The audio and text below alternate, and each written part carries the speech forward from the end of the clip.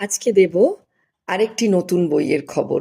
দ্বীপ প্রকাশন থেকে সম্প্রতি প্রকাশিত হয়েছে আমার এবছরের নতুন বইমেলার বই সর্পগন্ধা।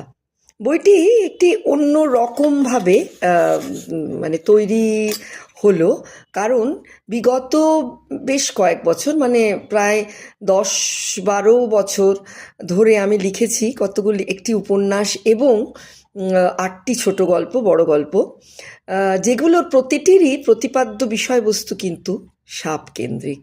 খুব অবাক লাগছে তো।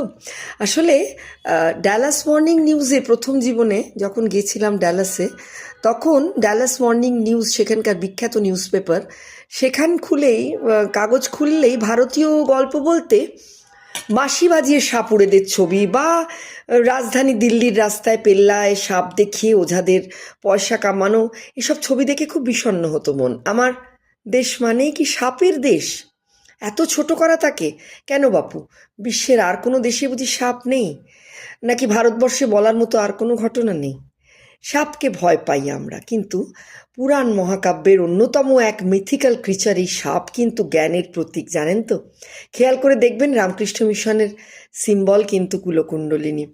সর্পদংশনে মৃত্যু অবশ্যই দুঃখজনক, কিন্তু আমাদের বাংলা তথা সারা দেশ জুড়ে সাপেদের পুজো বা সর্পমঙ্গলা, মনসা, নাগ পঞ্চমী, অষ্টনাগের আরাধনা, এসব কিন্তু অতি সুপ্রাচীন। আর বিশ্বাস করুন, সেই যা রটে তাহা কিছু বটের মতো আমারও কেমন একটা বিশ্বাস জন্মেছে, কারণ দীর্ঘদিন আমি আমার স্বামীর কর্মসূত্রে মেদিনীপুরে কাটিয়েছি, আর সেখানে রীতিমতো সাপ ছিল প্রচুর। আর ভোরবেলায় এমনকি শহরে হাঁটতে বেরিয়েও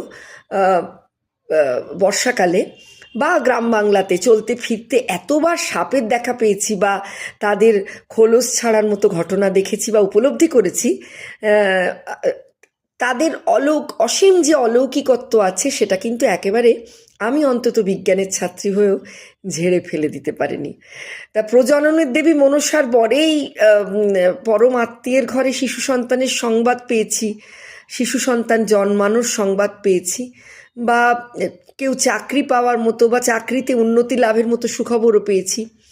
আসলে এই যে মনসা পুজো বা আমাদের এই যে রান্না পুজো, এই যে সর্পকেন্দ্রিক এই যে পুরো ব্যাপারটা, এটা কিন্তু পুরোই, মনসাও কিন্তু আমাদের একজন ফার্টিলিটি কাল্ট। সেই সব কারণেই কেমন একটা বিশ্বাস জন্মে গেছে অদ্ভুত। মেদিনীপুরের প্রত্যন্ত মহিষা গ্রামে গিয়ে মনসার থানে ঠান্ডা দুধ কলাও চড়িয়ে এসেছি বটে, পরম বিশ্বাসে।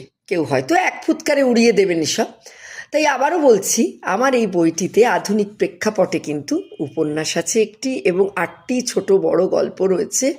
বিভিন্ন পত্রপত্রিকায় প্রকাশিত হওয়ার পর পাঠকদের ভালো ফিডব্যাক পেয়ে একটু আশার আলো দেখেছিলাম।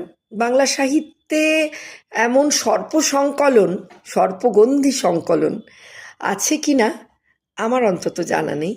আর দ্বীপ প্রকাশনার সিইও সুকন্যা মণ্ডল এগিয়ে এসে উৎসাহ দিলেন বলেই আজকের এই বইটি পূর্ণতা পেল, দুমলাটে আবদ্ধ হলো এতগুলি গল্প এবং উপন্যাস।